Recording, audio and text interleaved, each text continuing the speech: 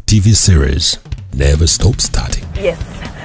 Nkuko mwabonye rero twari twagiye kuri TV1 tugiye kureba umunyamakuru uzwi cyane cyangwa se tuvuga mu star ukomeye cyane witwa KNC. Twagiye kureba ku kazi kugira ngo atugane cyangwa se dusange mu kiganiro cyacu tugiye gutangira nk'ubutumwa tugiye kumuha, ariko twasanze yagiye byabaye ngombwa yuko tugana Nyamata. Hano twageze kuri stade y'i Bugesera, niho tugiye kureba koko nimba tubasha kumubona. Rero turi kuri stade tugiye kureba nimba turi bubashe kubona KNC. Muze tugende.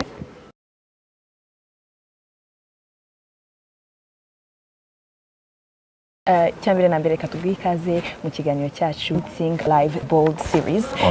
Ku buryo twaragutekereje tubona umuntu w'agaciro dukeneye kuba twagira mu kiganiro cyacu, ariko reka tubanze cyangiro tufata akanya gato kawe turazi ko umuntu uhorana utuntu twinshi akazi hano ukaba uri kuri tele ariho tugusanze ufite imyitozo murimo. Ntagutindiye rero iki kiganiro cyacu dukeneyemo ko waza ukaza ku inspiring cyangwa se kugira inama cyane cyane urubyiruko ukuntu urugendo rwatangiye. Uri umuntu uzwi yuko I'm a hustler, you know, and up to now I'm still hustling. Yes. You know, and you know, life is a continuous, endless journey. So you have to keep fighting until the last minute of your life. Yes. Rero twashaka kuguha ikaze mu kiganiro cyacu kugira ngo twagusabaga ubutumire kugira ngo uzaze mu kiganiro cyacu. Iyi ngi ni nka pilot turi gukora. Turashaka yuko uza ukaza ukaganiriza abantu baba bafite ubwoba bitinya yuko badashoboye cyangwa se bavuga se ibi bintu nzabigeraho. Uzi cyo nakubwira, ubwoba niwe mwanzi wa mbere w'umuntu. Fear is the worst enemy. Iyo udashoboye kuba wahangana n'ubwoba ubutarimenya uriwe. Yes. So turashaka kutuganiriza kugira ngo urubyiruko narwo rwitinyuke cyangwa se abantu bari mu rugo bicara. Ibyo rwose nta n'ikibazo. Nta na miracle nimwe ishobora kubaho mu gihe ku giti cyawe utitinyutse. Nicyo nakubwiye nti mbere na mbere ugomba guhangana n'umwanzi wawe ibihe byose ari we bwoba. Yes. Ubwo ubutumwe bwacu babwemeye. Yes. Let me see you and I will tell you much more about it. See you when you see me. Thank you so much. Okay. All right. Mwabonye ko KNC rero yemeye ubutumire bwacu muri Mutsinga Live Bold TV series. Ibirambuye muzabikurikira kuri televiziyo y'u Rwanda. Mwakoze amazina nyene Kabagire Christelle, I'm your host.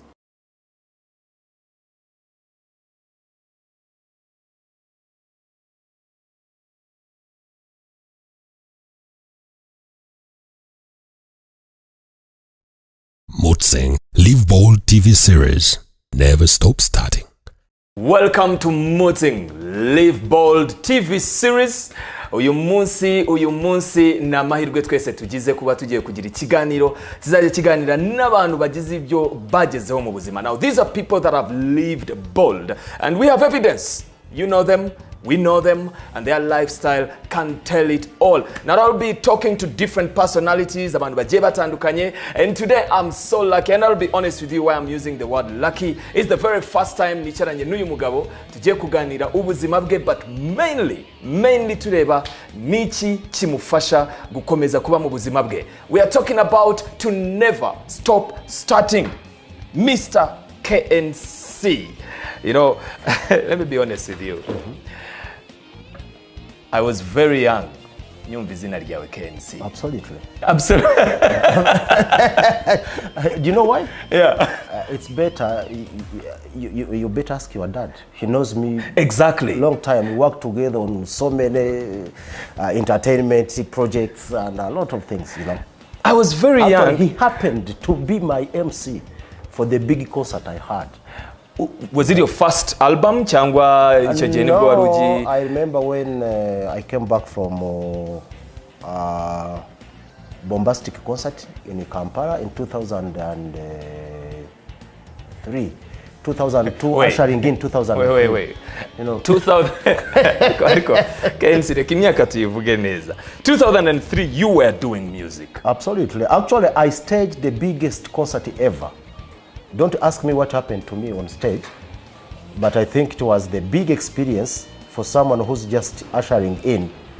Sharing a stage with Raven, Shaggy, with some other big names by then. I remember by then these guys were just coming up, the Chameleons, the Ziggy with a mic and ABC, and I was there. And a mic. Yes. Which song was that? Mambo sawa. Mambo sawa. Good. Let's go back. The best video ever. A Rwandan, I mean, the first video to be played on international TV by then it was Channel 5. It was your video. Yes. KNC, reka dusubire inyuma ho gatoya cause umuntu uri kutureba ubu ngubu hari kuna abantu bavuga ngo yatangiranye nabyo yavukanye nabyo cyangwa se umubyeyi wafite ukuntu yagize kwaje. Reka dusubire inyuma kuri KNC back in school. Yes. Wari muntu ki? Ku ishuri ntekereza yuko nari umuntu utagira ikintu asuzugura cyose. Yaba ari pesi nayikoranaga umwete.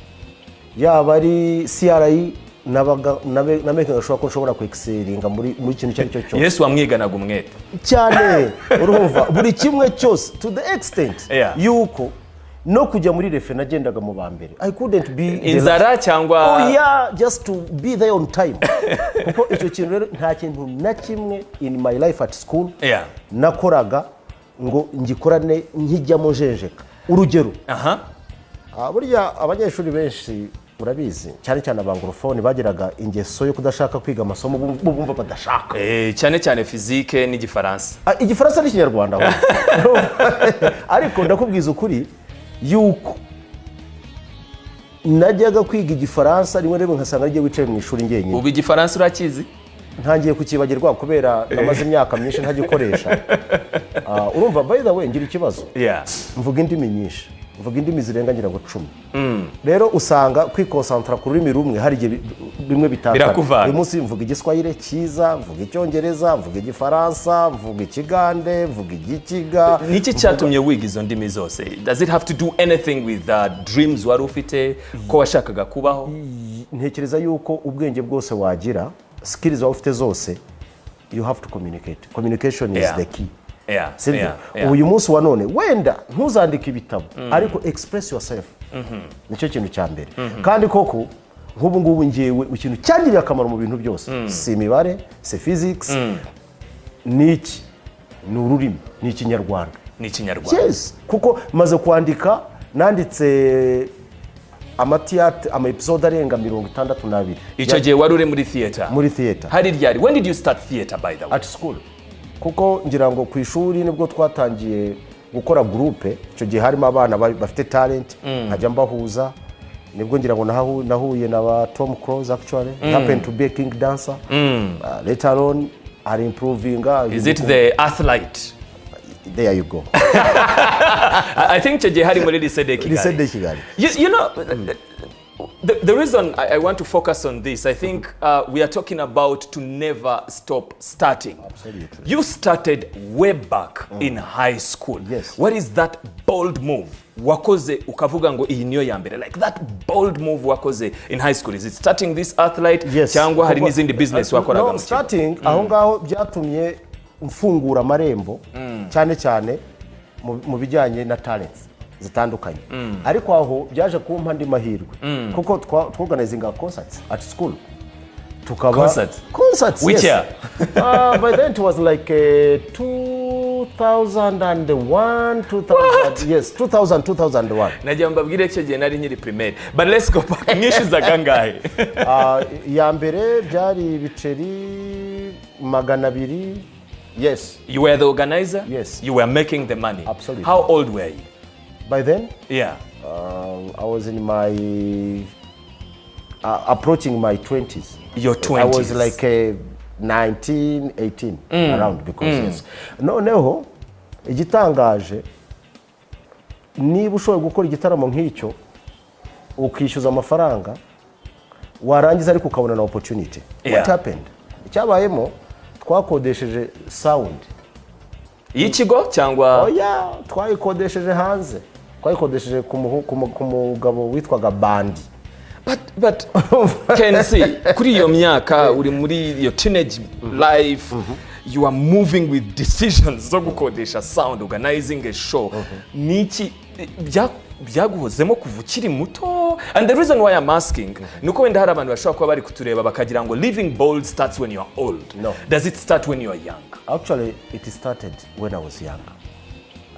Ariko uko umuntu agenda hari opportunities zifunguka when you meet, you know, school life hari byinshi cyane umuntu aba ari mu gihe atekereza a lot of things are just you know cooking around aho ngaho rero niho navuze nti let's at least twebwe ikintu ngenderaho cyane njya nkunda kubwira abantu yuko ntuzakora ikintu 99 bakora kora icyananiye that one person That's a bold move, nkunda challenge kurusha ikindi cyari cyo cyose. But why do because you go for challenges? I think it make when you face new challenges it makes you stronger. When you face new challenges, it makes you stronger. And that's what the show is about. We are living bold and we never stop starting. We'll be coming back in a break. But before we go in a break, I would love to know, you're a musician. You definitely have some preferences. Retired musician. You are not tired though. You are not I'm tired. not tired, but break. Give me that one song you love, DJ Selector Danny. Oh, by the way, Selector Danny is our Mutzing Amabeats brand ambassador and is ready to play it right now. The first song, I think, I'll go with the song of Aline Sano. Well, at least we know it's Aline Sano. Radio. Thank God.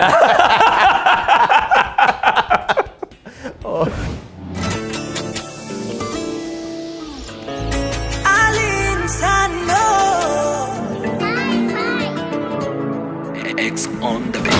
Nziga kuboneka ntukunda nyiza kubabara aswe unanitesa.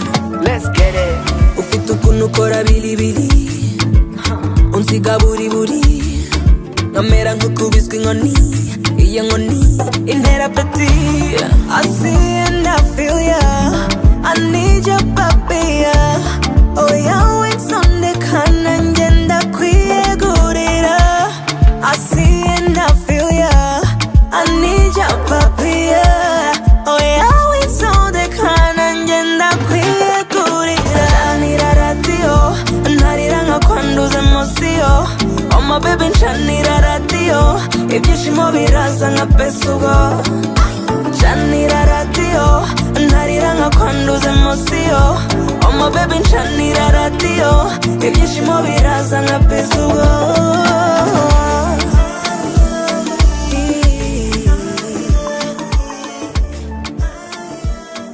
Welcome back. We are with the Mutzing Live Bold TV series. My name is Arthur and I'm your host. And hey, we never stop starting. But let me tell you the truth, this guy started way back. Watangiye chera cyane. 2001, you are making a living. Ukoreye amafaranga, uri kwinjiza now. I do not want to stay there, look, because career yawe ni nini.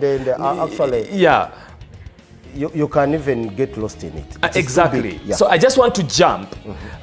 Ugeze mu ishuri urangije kwiga. Ufite ibyo, what did you do in university?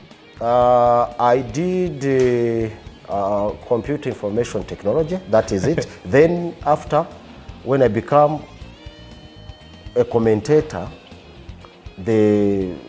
dukora ibiganiro bya current affairs. Winjiye kuva muri computer whatever you did. Actually, let me give you, I just skipped some important part. Yeah, please. I went to KIST. In KIST, so wije KIST? I was forced to, nari ntegetswe kwiga mu gitondo. Ariko ndareba ndavuga ntago nshobora kureka akazi ngo njye kwiga kandi undi niga kugira ngo nzabona akazi. By the way, abantu babimenye. Ntago rimwe na rimwe ndavuga nti ibi ngibi rero buruse ya leta it's better nyireke njye kwirihira. So wikuye kuri buruse ya leta. Mva kuri buruse ya leta ujya kwirihira. Njya kwirihira. That was a bold move. Urabyumva? Bigeze aho nabwo nza kubona mbona aho nabonye kariyeri cyane muri radio. Ubwo wari kuyiye radio icyo gihe? By then nakoraga kuri flash. Yes. Kuko ngira ngo ndabyibuka nahuye na Kamanzi Louis. Duhujwe just na art. Kuko icyo gihe nakodesheje aho bakoraga kuri Kawosh. Bategura concert, it was successful. We made money. Me, him and others. So icyakurikiyeho arambwira ati rero icyo gihe I was young, nari mfite tentire, I was just looking, you know. Ugifite umusatsi? Yes. Urumva ndi brown, ndi gitonore ntarasaza media. Icyo gihe rero arambwira ati dufite plan yo gukora radio. Yes, okay. Icyo gihe ndabyibuka muri iyo concert, actually your dad ni wari MC. It's interesting how my dad yakomeje guhura nawe mu buzima. No, he's a very talented man. Yeah, you know that one. I think aho ngaho n'uyu munsi wa none if you want he can out compete you all, you inclusive. Ashatse kuvuga ko yaba yicayeho n'icya. So utangiye radio. So nyuma yaho sasa nibwo twatangiye gukora, then we worked. Aho ngaho ntangira gushyiramo n'iby'ishuri ndeba kuvuga by then nabonaga 80,000 as a salary. It was big money. That was good money. It was big money. Ariko nkora n'ibindi, nkora drama, nkora ibindi, mbona udusho. No, let me just state there. Wakoraga ibintu byibuza bigera kuri 5 icyarimwe ushizemo n'ishuri. Yes. What are the challenges? Like umuntu ashobora kubyumva akumva biroroshye, akumva birashoboka. Ariko se niki cyatumaga wongeraho ibindi? Niki cyatumaga ukomeza? Natekerezaga yuko byanze bikunze ikintu kimwe gusa kidashobora gusustaining ubuzima bwawe. Numvaga byanze bikunze and up to now kumva ko nshaka every day kuba hari ikindi nakongeraho. So wowe wumva ko umuntu ashobora kuba yakora ibintu bitandukanye aramutse abishoboye? Nta nutanabishobora. Icyo ugomba kumenya ni ukuba determined. Yes, that's the determination. Icya kabiri ukumva ko there is no shortcut to success. There is no shortcut. That is what we wese abyumva. Uyu munsi I want to tell the young people. You have the energy that you're not using. Kuko it is very, very, very embarrassing to sit and think that you will be like so and so when you are just doing nothing. Just stand up and do something. Is that mentality what helped you to move from? I'm trying to rush your story because most of the people know a little bit of it, but I just want to understand the back end of it. That's what I'm interested in. Is that the mentality that said, hey, nago nyiri umunyamakuru gusura inyuma ya microphone, ndashaka gutunga my own radio station, I gotta give it to you. That's so bold. That's even super bold, to be honest. Let me come. Reka nze no kuri yongiye. Ubwo icyo gihe ibi bintu byose mbona ntashobora kubona kujya kwiga amasaha 8 ku munsi ngo ngaruke nkore kandi mbona ninjya nkareka akazi nsanga ari ikibazo, ariko usanga hari option yuko nshobora kwirihira muri aya mafaranga mbona nuko nafashe kujya kwirihira.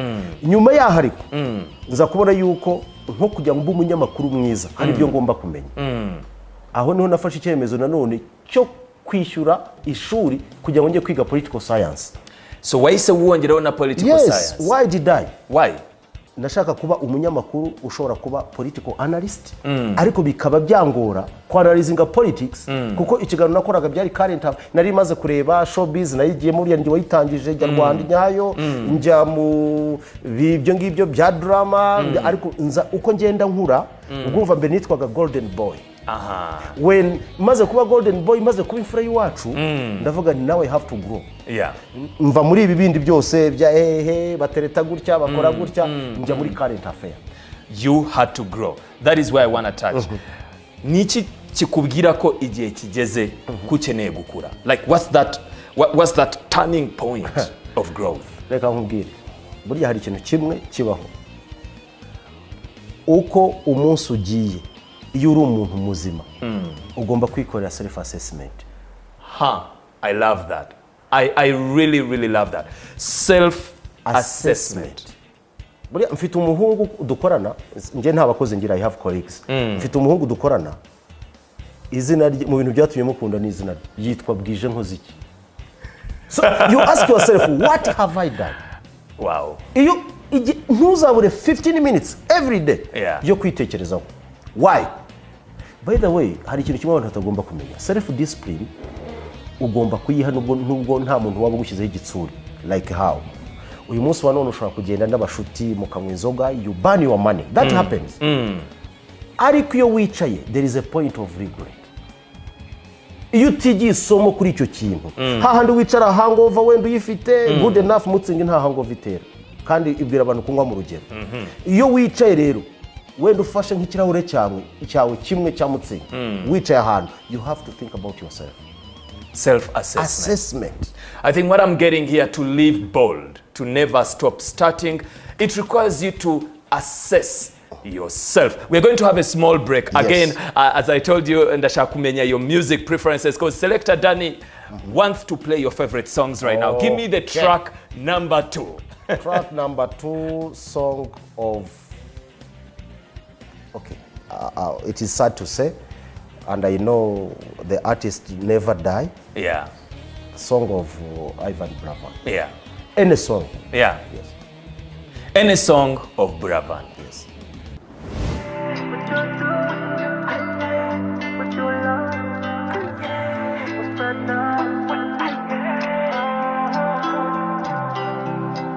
Hey, we're making it with no casting, making more money. Iby'urukundo rutakibaho n'amahomvu ngo ni gake gake agasigaye ngo ni gake gake. Okay, mse kwemere barura karura natwa karura tukamire reka nono ndumva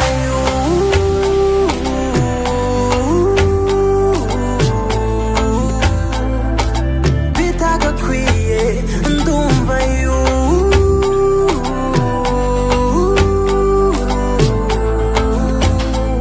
let's spread love, yeah, one time, big time, we're making love again. Thank you very much, Selector Danny. This is the Mooting Live Bold TV series hosted by Arthur, and I'm with Selector Danny right now. But today, nicaranye numwe mu bantu bakomeye, numwe mu bantu batwinspira, mu bantu badufasha kwitekerezaho, and that is KNC, Kakooza Nkuliza Charles. Nkuliza Charles. But why don't you ask me that name? I know. I'm like Kakooza. Yes, you may get astonished, but it goes back to our tragic history. We as Rwandese, of course, which even made us more stronger than people think. That name actually it's Kakooza. Yes, I got it. Cyangwa iryo zina ni zina nongeweho when I was at school in Uganda. So we used to be... No, actually, to fit in the environment as a refugee.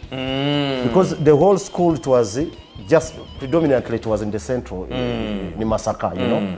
So I had to feel, because the kids would say, hey, the name was they can make joke about my name, because it was like strange to see someone, hey, Nkuliza, what? So I had to add a name just to feel comfortable. To fit in. So that's how it came.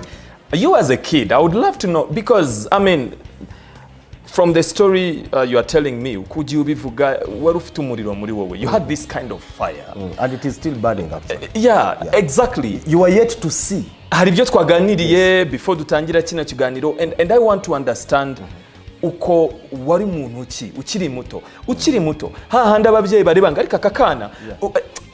Actually, I was very stubborn, to the extent that you cannot believe.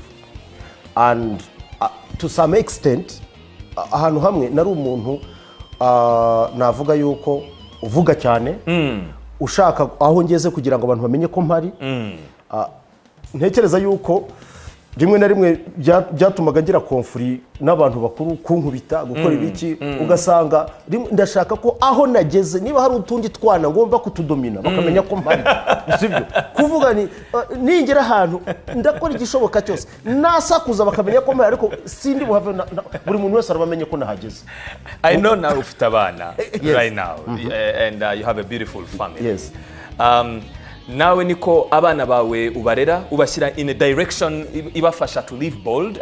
What's your input there? Cyane ikintu cya mbere abana banje mbere na mbereka yuko ubuzima atari indabyo gusa ugenda ugahura nazo. Mbabwira ko they have to work hard. Urugero uyu munsi wa none bamwe mu bana banje mbabwira yuko nta muntu ugomba kuza kubasasira, bagomba kwisasira, bagomba gutangira kwitunganyiriza imyenda yabo y'imbere. Urumva bamwe mbigisha guteka, like my 10 years son, yeah, he can make food for himself. kugira ngo anumve yuko there's nothing easy. Kandi cya kabiri kwigisha umwana gukora, it is the biggest capital beyond any capital. Kuko ushobora, may God forbid, all of us we shall die, we shall live and die. Ariko uyu munsi none twagiye tubona abana barezwe gutya, hakabaho nk'ikibazo ababyeyi wenda bagapfa, ugasanga umwana nta nubwo yamenya uko se yabayeho, ibyatumye ibyo dukora amakosa menshi. Kuba umusirimu ntabwo bisobanuye kwica umwana ukamugira umuntu uri aho ngaho udafite ikintu yakora. Totally understand, and I think what KNC is trying to say here is living bold starts at a very young age. Ariko n'ababyeyi tubifitemo uruhare uburyo turera abana bacu. Now I want to rush kuva kuri uyu mwana KNC, the seed Kakooza, stubborn boy, goes to Kakooza, the CEO of a radio. I know it's a big jump. When did you decide? Actually, ukicara ukabanga ariko radio si yanjye. Uyu munsi wa none ntekereza yuko ikintu gikomeye kurusha ibindi byose, never limit your thinking. Think big. Kandi the big, when you think about something, 90% you have the ability of doing it. When you think about it, yes, iyo wabitekereje biraba, you manifest, and you do it. Icyo maze kubona rero, rimwe na rimwe hari umwanzi ukomeye cyane abantu bagira, fear. When you overcome fear, know that the success is always. How did you overcome fear? Now let me tell you. Owning a radio station must be. Ikindi nshaka kujya mbwira abantu Arthur. Yeah. Iri ni isomo cyane cyane ku bantu bakiri bato. When you ugiye gukora akazi, you ugiye mu kazi, the first motivation, it's not money. No. The first motivation is not money. When you become someone who's looking for the salary and you go, sometimes you don't give 100% of yourself. Because you are focused. That. So now, iyo ugiye mu kazi, mbere na mbere, gain experience. After that, make connection, networking. The rest, use all of those two things, more especially the two things, networking and the knowledge to your advantage. Now I'm coming to the question you had asked me. When I worked in the media, I was just a presenter, but I was the person who can spend the night at work. When other colleagues had gone to party and the ABC. So you were staying, kuki wahitagamo kuguma mu kazi cyo gihe? What does it mean? Wahembwaga neza? It's not guhembwa neza byo hari igihe bitanashobokaga, hari igihe nambuwe, that is another story. Ariko icyo numvaga ni kimwe. Niba ndi mu kazi, numvaga yuko ngomba gutanga 120 y'ibyo nshobora gukora. Ibi bintu byo kuvuga ariko ngo ndagiye ngo urumva ngo salary yatinze ngo sinza ku kazi ngo cyangwa se ndaza ngo njye aho ngaho ngo ndera amatama. Waritangaga? Nagombaga kwitanga. Kubera iki? Muri ubwo bwitange mbere na mbere nabaga nzi ko icyo mfite ni platform nziza igaragaza talent yanjye, ituma mbenye ibyo ntarizi kuruta ibindi byose. Iyo baza kunyishyuza kugira ngo ibyo bintu mbimenye, nari kubishyura ikigo. None reka tuvuge urugero, dufate urugero. Uyu munsi wa none Kamanza mbaje ati KNC, nyishyura ibyo nakwigishije, ibyo wigiye iwanjye, twirengaje wenda umushahara yawe na network wahaboneye. Na network nahaboneye. What can I pay? You know there is a name for that. It's called the social capital. Yes. Amafaranga ari mu bantu. Aho rero sasa abantu ugomba kumenya yuko nukora ikintu kijyemo n'umutima wawe wose. Ushobora kutabona amafaranga ukeneye kuko nta n'uwabona ikintu aguhemba. No. Ariko the first motivation is not money. What is it? The first motivation, the biggest motivation is loving what you do and perfecting what you are supposed to do. Don't do it a half-baked. No, do it to the fullest. By the way, still talking about radio. Abantu benshi mushobora kuba muzi yuko yatangije Radio 1 and TV 1. Ariko kagira ngo wenda bifite aho byahereye, byavuye mu ijuru biramanuka all the way from heaven. But I have some info. Don't tell me who told me. Yes. It started in your bedroom, right next to your bed. Yeah, actually, when we started Radio 1, my dear, ntabwo byari byoroshye. Ntekereza ko radio yavugiraga in my bedroom, yes. Really? So, ntekereza yuko ahubwo one day inkuba yari inyishe. What? Inkuba yarakubise kubera antena. Ubwo antena yawe n'ama receiver zose zari ziri. Antena nayimanitse hejuru y'inzu. Ariko of course abaturanyi barayirebaga bakajya on DSTV. Rura yarampize ribaza yaradiri he. They had ariko muye karitsiye igikoni ariko buriya rura rifite ibikoresho barampega bangwa. Then I had to find a way of relocating. But how did you abantu benshi iyo bumvise bavuga ngo ngiye gushinga radio ariko na office ifite na ifite niryari kumenya aho utangirira? Nago nagira abantu inama yo gukora ibyo nakoze.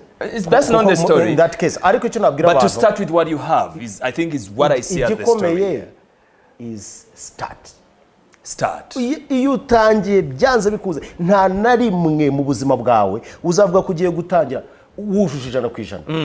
Buriya kambwire buriya company zitangira inshuro nyinshi ziranahomba by the way. Yes, kuvuga ngo twaje ngo we have state of art office. No, abo bari muri comfort zone. They are doomed to fail, more especially muri izi economy zacu zidakoresha wenda capital market and ABC utari bushake amafaranga from the so uvuga ko umuntu atangirira kubya afite start small and grow it big. Well, start small and grow it big. Should I give you the story of TV? How did it start? Yari muri saro yo? Oh, TV1 ahubwo byo byari birengeje. TV1 yo itangira ntabwo twari dufite intercom. Twari dufite kamera ya kera Achera za Panasonic n'ibindi. Icyo gihe what happened? Kugira ngo dukora makuru uri muri control umabwiro umunyamakuru uri ahantu mukumba adasakuje ngo we should make a line so one touches another one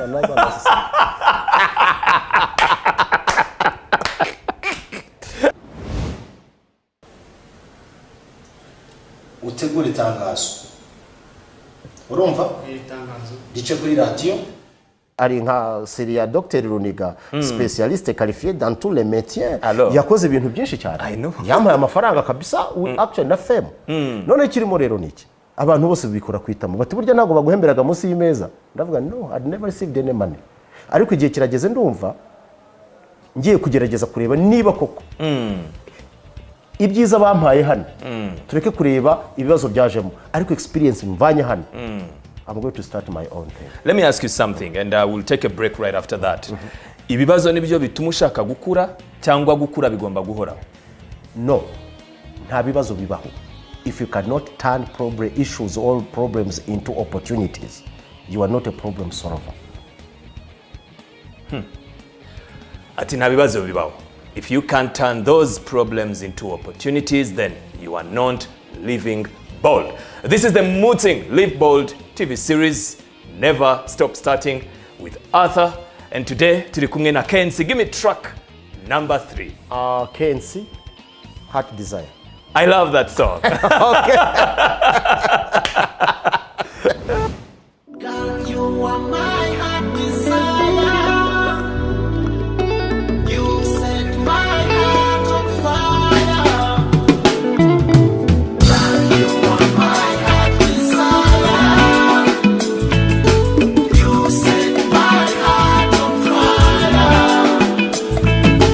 Tangu nilipokuona girl, luhuku yangu like a fish on the hook. Nilihisi fire burning from the core my soul. Sijui nitafanyaje with this kind of feeling. I swear I can't really hold it. Of course there is a reason. You look like an angel. You move like a miss. You smile like a queen. Nataka uwe malkia nami niwe king. Tawale milele na milele. God, you are my heart desire.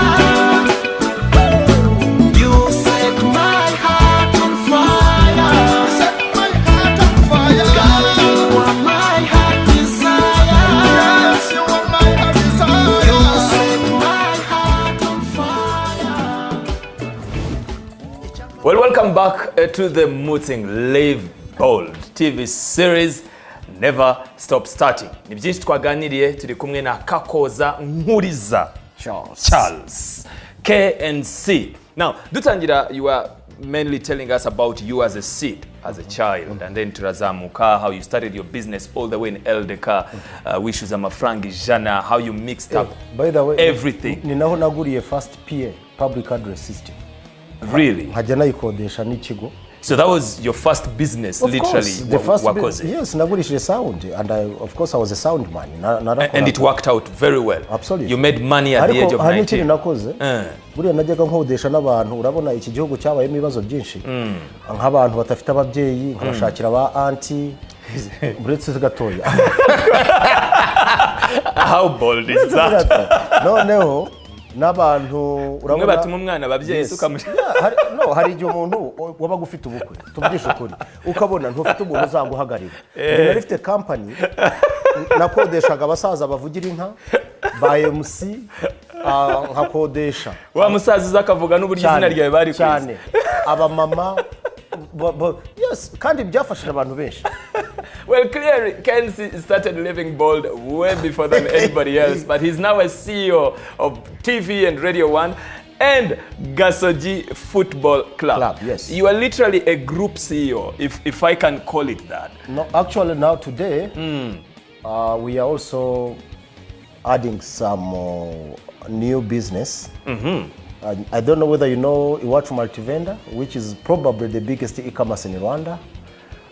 We also now into manufacturing. Izo zose niwe uziyobora or you of course bafite abayobozi bandi ariko you know we are into now manufacturing, where we coming with Rex paints. So we are trying. Hari umuntu ushobora kuba ari kureba iki kiganiro akavuga. We are into also in hospitality. When you say we, who is we? It's me and the colleagues. Okay. Because nje ntabwo ngira But you are the lead. Singira abakozi. I have colleagues. Nkuko vuga Mutabaruka is my colleague. Bahagakuru n'aba colleague. Gilbert is a colleague. Buri muntu wese dukorana. Kuko I cannot pay myself before he gets something from there. So nukuvuga ngo me and the colleagues ndimo havuga we. Hari umuntu uri kutureba ubu ngubu akavuga ngo njyewe iyo ngezaho KNC yaragejeje mu gutunga radio. Njyewe I would have lived my bold life and that's it. Why do you go on? Now, we mentioned about being bold. You told us about persistence, self-assessment, dedication. Going on is what I want to go on now. Nichi gitumukomeza. Is it because you don't have much challenges? No. Kuko njewe I always think that the best is yet to come out of me. Kandi cya kabiri, igihe cyose I will never, ever feel like I'm beyond the business. No, I'm the first employee of the business. Nice. What is bigger than me is that business. And when you respect the business, it respects you more. So when do you decide, ukicara ukavuga uti, aha ntago hahagije, nkeneye kujya, hari umuntu ureba mu by'ukuri akabona ibi birahagije? Icyo gihe ntabwo buri capitalist mwiza. To every day nubwo hataba the biggest thing in life is always break your own record. If you can't break your own record, so you have a problem. So burukukuze ubushizeho indi record. Yes, break it then. Break it again. And when again will and you again stop and again. starting? The sky will be the limit. So that's how it's I like that. He will never stop starting. And I think impamvu dufite kino kiganiro no kugira ngo wowe uri kudukurikira, wowe mujene, wowe musore, wowe nkumi, mukobwa, to never stop starting. Hari byinshi yagiye akubwira: self assessment, dedication, breaking your own record, being bold from a young age, as a parent preparing your kids for being bold. And that is why we are doing this show. That is why Mutzing is investing in you with this kind of information. Let me discuss about the Gasoji president. I'm very interested. Uburyo is this zihura. Do you ever get challenges zo kuvuga ngo okay uyu munsi nari CEO wa muzika wa TV ngiye kwa radio ariko noneho Gasoji iratsinze cyangwa iratsinzwe? How do you move past that? Ntekereza yuko I don't know ariko kuri ngewe iyo ukora ikintu mbere na mbere ntugikora as a punishment, gikore kuko ugikunze. When you do something that you love, it is always easy. I love football. Did you love it before ukiri muto? Yes. I was a very die-hard supporter of Mukura, then Chelsea, even way forward. People think that we loved Chelsea because of Abramovich. No. Even during the time of Gusinding, Ginaruji Vial. Really? Yes. The likes of Torre Andre Flo. Do you get your dreams ukiri umwana, your fun moments ukiri umwana ukagenda uzivanamo akazi ukuze? Actually, mfite ikibazo kimwe. Nta kintu na kimwe ndi umwana na dreaminze ntari mu gukora. Wow. Igisigaye ni kimwe. I don't know niba bizakunda cyangwa bitazakunda. I dream of having, of employing, like more especially, ndeba cyane urubyiruko, kuba nshobora byibuza nakwemploying abantu bari hejuru y'ibihumbi 10. Ariko ntekeza ahantu uzabikorera. I think my retirement is in agriculture. Really? Kuko niho honyine ntekereza.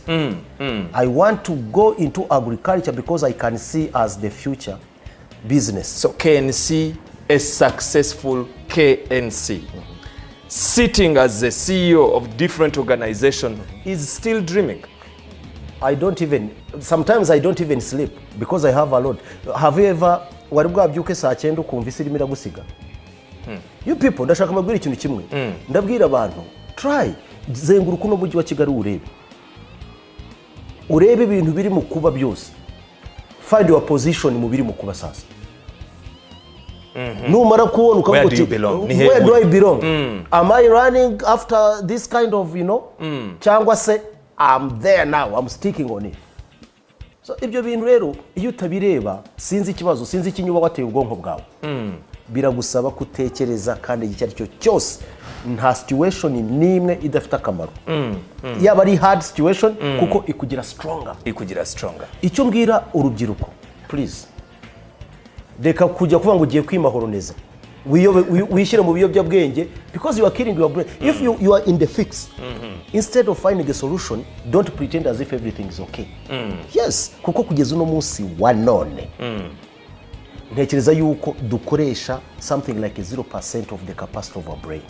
The rest is just wasted energy. The rest is wasted energy. We're going to be coming back and we'll be closing our conversation right now. Mainly, I would like to take your take on Living Bold, Nitugaruka, but I'm giving you time to think about that song. Now I go to Juno Chizigenza. Oh, you like Juno? A very talented young man. Nice. Yes. Ihe ndirimbo nongere kuvuga iyo ariyo yose kame muramukunda. Ndamukunda, ndavuga indirimbo ye harya yitwa ngo harya ngo nazubaye harya. What is that? Nazubaye. I think Nazubaye, right? Yeah. Selector Danny is the ambassador of the Muting Amabit. Thank you very much for tuning in. We are still with the KNC right now. We'll be back in a break.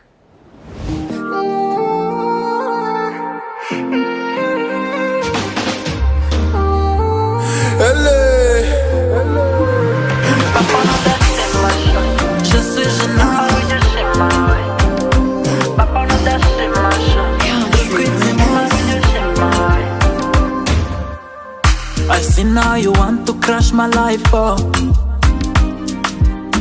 Go and then come again, you know I'm sweet home. Turacyafite business tutasoje, hari nyinshi mu mishinga tutanogeje, gusa igitangaje, you always break my heart, oh, but when it heals comes beating for ya. You've been spoiling my mind, oh, gusa your feeling rankorera. Wish amaranga mutima nagiriye abandi twahoranye, amarira ubundi sinzapfa kugenda utayampojeje, wankunda nkunyikiza sinagucomoka narakochora, yeah. Ndabona nazubaye umwe nayanyiye. Thank you very much, Selector Danny. Beautiful song from Juno Chizigenza, Nazubaye. Now, Live Bold. Muting Live Bold TV series nyeke ko uri gukunda ibiganiro biri kuba icy'ingenzi si ukumenya ubuzima bwe icy'ingenzi ni ukumenya icyihishe inyuma mu bituma akomeza. Why does he keep growing? Now I want to close, but I really want to emphasize. I want you to emphasize on your back-end process. When you are alone, when you are thinking, your thinking process, imezite, utekereza ute? How do you strategize? How do you plan? I mean, ufite umutwe umwe, ufite igihe kimwe nk'abandi, ufite... I mean, how is your back-end process? Ntekereza yuko inshuro nyinshi ntago nakwicara ntafite ikintu ndi mu gutekereza. That is out. So no kuvuga ngo icya kabiri sinzi niba ari uburwayi cyangwa in most cases nshobora kuryama and then the brain will never stop functioning. No kuvuga ngo nka project nka niba ari byo nandika ubwonko bikaba birimo in the morning I execute just. So ntekereza yuko inshuro nyinshi ura najyaga ngire ikintu kimwe gikomeye nuko ubu ntabwo nkibikora ariko nkikunda kwandika ama script n'ibindi byinshi nagiraga icyo kintu nashobora gufata nka moto nkajya muri free zone ugiye gukora iki habwira umotari akagenda tukazenguruka nk'amasaha 3. Ibyo bintu ntabwo ari umuntu wa mbere ubivuze urumva we just move around. What does it help? Of course nukuvuga ngo ikintu ugenda ugitekerezamo ukumva you are open kuko nk'urugero uyu munsi one on hari ikintu nigeze gutekereza muri covid unfortunately ntabwo bigeze bagiha amahirwe. Hari innovation twakoze ifasha iha chance abana b'abanyarwanda bose kugeza no munsi it is a cloud based kind of system twabuilding with my colleague who is an IT. Ariko the way we thought about it came like a dream. Actually then we said why can't we try to do this kuko ntekereza yuko rimwe na rimwe hari ibintu byinshi cyane bica mu bwonko bwacu ntitubiha agaciro. So bibanza ari igitekerezo. Yes. It's a dream. And then what's next? What's next? You have to nubyuka mu gitondo get a book. Get a book cyangwa se you are as an artist always move with it. Good enough now phones have recorders. Yeah, nubundi whatever idea comes record your mind. So it's a dream. Then you've recorded your mind when uyandika uyivuga ugira iki and then go through it, assess it. Then after that if it is something tangible work on it. Start collecting information. Ubwo I understand ni nawe ureba ni zihe skills ufite zishobora kuyigira ni zi udafite nabahe bagufasha and all that. And then you do. Yes, you do it. Icyo nicyo cyambere. Ikindi cyongereho buriya abantu benshi batazi please take time for meditation and listen to your voice, inner voice. It will tell you something. Listen to your inner voice. I think that's a very interesting fact for living bold. Living bold ntago bisaba kuba mu kavuyo.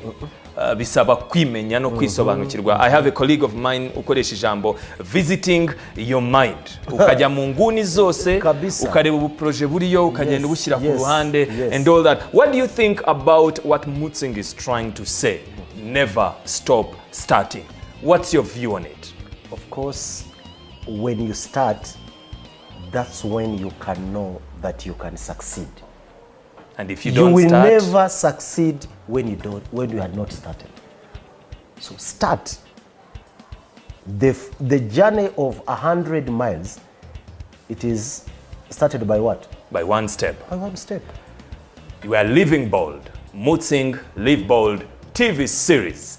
Very lucky to have KNC to share part of his life. Atubwiye byinshi, self-assessment, avuzemo ka meditation. Don't waste your energy. Remember to have a process y'ibitekerezo byawe, idea, write them down, assess them, do, and never stop starting. Thank you very much for joining us today. Meriko Dusozo, of course, you'll give me your last song and we'll dance through it as we leave. My last song now, I go to the big man, Bruce Melody. Catherine, I think it's good. Katerina. Yes. Katerina. I think it should be Catherine, by the way. Yes, it's Catherine. Katerina, maybe it is a village kind of, but let me put it that way. You know, nowadays, you will never see ladies called Susanna. They will call themselves Susie. Susie. You see? Hey. Susie Queen. Susie Official. Well, this is the Mooting Live Bold TV series. My name is Arthur, and I was yours today with my favorite DJ, selector Danny, the brand ambassador of Mooting Amabits. See you next time. I hope you enjoyed. I had a good time, and thank you very much. Appreciate it. Yeah.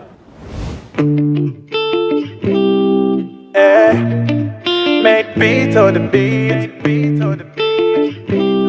yeah. I could be instructor, I could be your guide, I could be the leader, we go to the Kumurongo. I could be your vodka in the Hari Daily. You don't have to worry, girl, I'm looking for your lover. I could be instructor, I could be your guide, I could be the leader, we go to the Kumurongo. I could be your vodka in the Hari Daily. You don't have to worry, girl, I'm looking for your lover. Don't even think about it, I've been there before. I wanna give you license, you take over the city. KGL, Menyeko, you coming for the money. Take it easy, don't complicate it. Be fat and simple, mommy. Take time, don't rush it. Girl, you know me, the movie control it. So whenever you like, we can stay up till the morning. Sweet lover, you're the only one. Pick up the phone, use the hands.